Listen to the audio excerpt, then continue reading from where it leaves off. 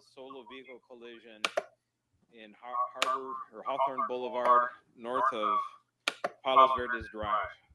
We arrived on scene at 7:18 a.m. and discovered the solo vehicle collision, and the sole occupant was, again, Tiger Woods. And deputies at the time, they did not see any evidence of impairment, anything that of concern. Obviously, the life-saving measures that had to be taken for the occupant of the vehicle, and Chief Osby will speak to that regard. And it was a solo vehicle. Unfortunately, during the course of the investigation of this, there was another traffic collision happened with people being looky-loos.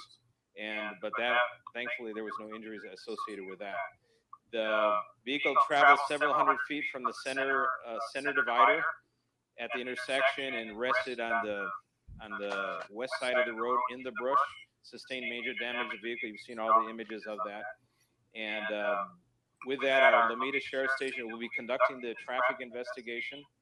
And you're watching what press conference that just recently wrapped up out in Los Angeles, discussing what happened earlier, actually morning in Los Angeles and early afternoon here in the Eastern time zone where we're at, of Elder Tiger Woods getting in a serious car crash. A little disinformation we'll get to in a second about how he was taken away from that and where he's at and what's going on right now. But I want to bring in one of my great friends and huge Tiger Woods guy, Jeff Lesson. You know, this is such a crazy – I got to tell you, and thank God for what we're hearing. And I'll give you the last update here in a second about what we heard from the police chief and the fire chief and or the sheriff and everything that was going on in L.A. The first thing I thought about when I saw that, and I think you said it to me, the tweet from the Los Angeles Sheriff's Office, was Kobe Bryant. And obviously this wasn't a helicopter. This wasn't a death, thank God. But to think that within a year or so, you've got Kobe Bryant dying in a helicopter crash in L.A. Tiger Woods, who just was in the Genesis, couldn't play, but was there. It's obviously his tournament as the ambassador and all that stuff.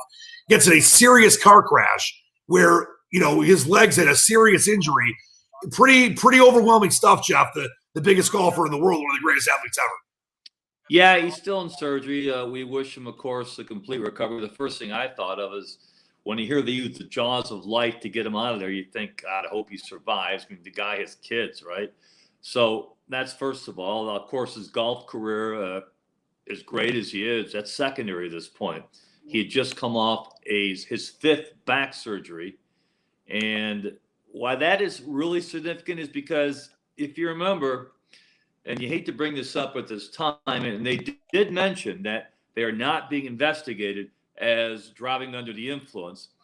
But remember last time he was found on the side of the road after he was taking painkillers for back surgeries. Well, guess what? He is still recovering from his fifth back surgery, and he just talked about it on the CBS broadcast yesterday. It didn't sound like he was anywhere near ready to come back. So guessing he was probably using painkillers. We hope he didn't use it before he drove here, but I don't know. And they did say he's not under investigation because there was no obvious signs, but an obvious sign would be alcohol in the breath. But look, they're trying to save the guy's life, right? He couldn't walk. He couldn't stand up. They need to get him to the hospital where he's still in surgery, last report, as soon as possible. So they can't take a blood test there to see if there's any drugs in his system. I'm not saying there is. I'm not saying there isn't. But you can't rule anything out at this point. And just because they said there's no obvious signs of driving under the influence, it means there's no obvious signs. But if he was under painkillers or something that he might or may not have taken, they wouldn't know.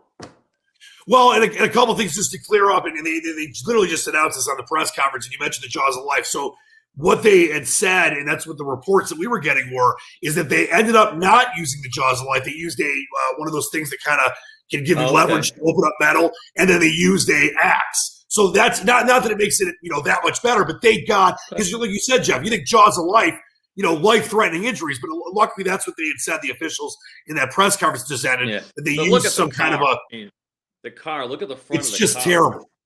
Yeah, look at the damage. And by the way, for people that need to understand this, they just discussed this too. You see how far away the car is. It's a 21, by the way, Genesis Cadillac, ironically. It's so far away from the road because this is a really steep decline.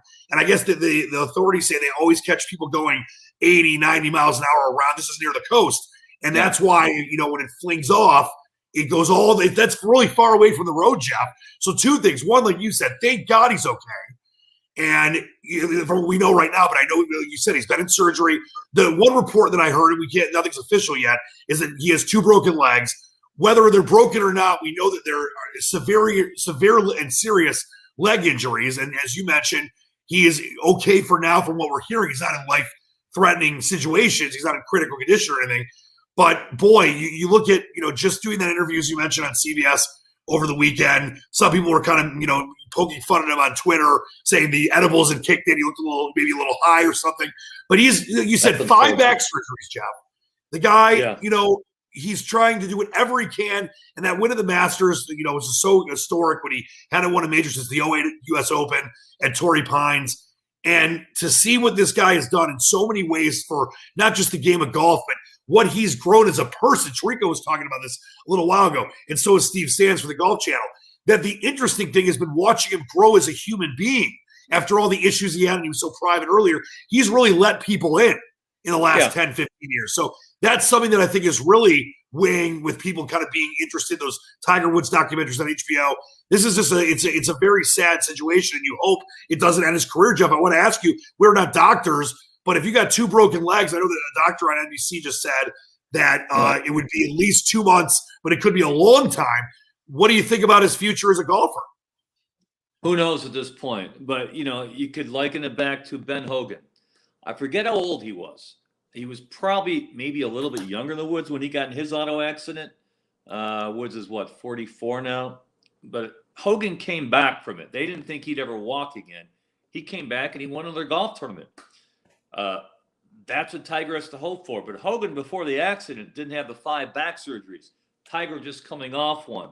So obviously, number one is apparently he's going to survive, we hope and pray. And we hope his life gets back to normal. We hope he can walk. He's been in surgery for several hours now. So the longer you're in surgery, obviously, the more serious it is. And you don't have to be a doctor to figure that out. Yeah, by the way, Hogan, 37 years old, so a little younger, like you mentioned, was 1949. And if anyone, Jeff, this is the narrative too. If anyone could do this, and I'll admit I was one of them, not that I didn't respect the hell out of Tiger Woods. He's one of the reasons that I got reinvested in golf after I'd stopped playing when I went away to boarding school for a little while. He means everything to so many people, and he got so many inner city kids and minorities involved in the game. And I didn't think he was going to win another major. He was too injured. And when he won that Masters last year, I was crying. Yeah, I knew another guy that didn't think he would win another major either. Yeah, was his name Theth Chesson? I think he was a cousin. But something like that. You've always respected Tiger, even though you've had fun with him.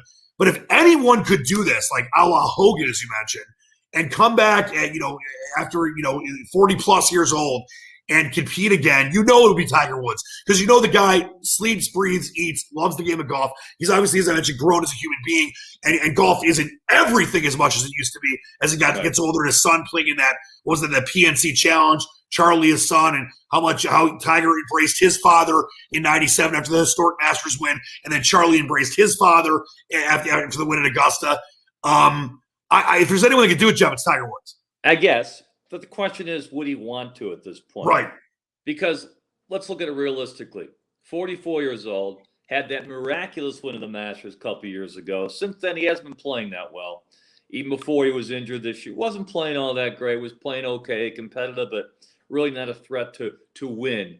So obviously at this point, he's not going to get to 18 or 19 majors. Nicklaus says he realizes that, I think, at this point.